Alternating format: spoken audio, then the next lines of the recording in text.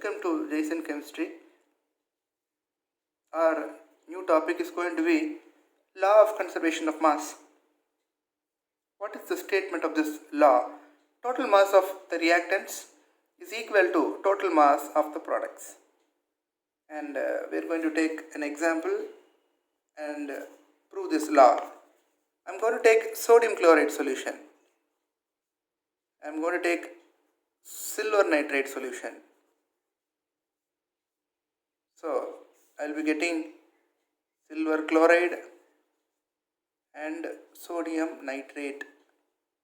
So this reaction is an example for a precipitation reaction. If you look at the product side, I have given an arrow downwards which indicates the formation of a precipitate, and this is a curdy white precipitate. The precipitate is white in color. It looks like a curd, that is why it is called a curdy white precipitate. So all these are dissolved in water, so I am writing it as aqueous in all the cases here. Right. Total mass of the reactants is equal to total mass of the products. What is the meaning of this? When I add the mass of the two reactants NaCl and AgNO3, this mass, let it be A grams, and I am going to add the total mass of products, let it be B grams. Now the statement is total mass of reactants is equal to total mass of products.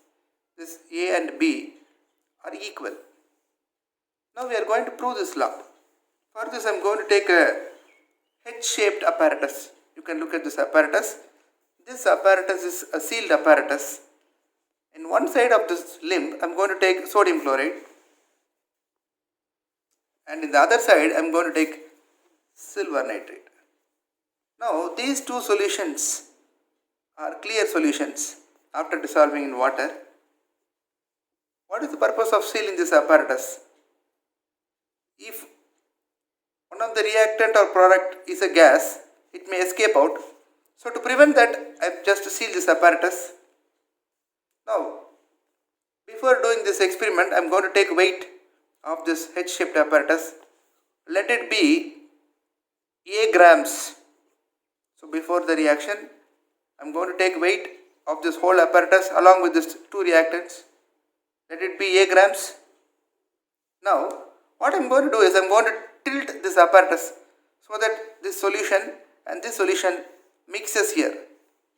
I said you already, before the starting of this reaction both these solutions were colorless, but after mixing I will get a white precipitate of silver chloride because these two reactants are going to react and form a curdy white precipitate.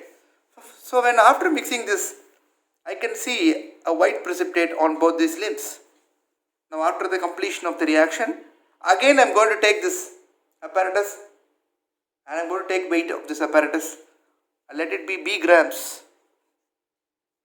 Now we are going to look at both these weights. Before and after, this weight will be the same, which means total mass of reactant is equal to total mass of the products. Because before the reaction I took weight, after the mixing of the solutions and formation of the products I took weight, both these weights will be same. Hence this law is verified. And there is a drawback for this law. What is that drawback? What is the drawback of law of conservation of mass? This law of conservation of mass will not be applicable for a nuclear reaction. So that is the only drawback of this. It is not applicable to a nuclear reaction. So what is the reason behind that? Because in a nuclear reaction, when there are two reactants A and B, for example they form C. Now enormous amount of energy will be released. Right? Enormous amount of energy will be released. So according to Einstein's mass energy relation, E is equal to mc square. So in this case mass will be converted into energy. So some amount of energy will be lost. So the total mass of reactants and the total mass of products in this case will not be equal. So law of conservation of mass is not applicable to a nuclear reaction since some amount of mass is converted into energy.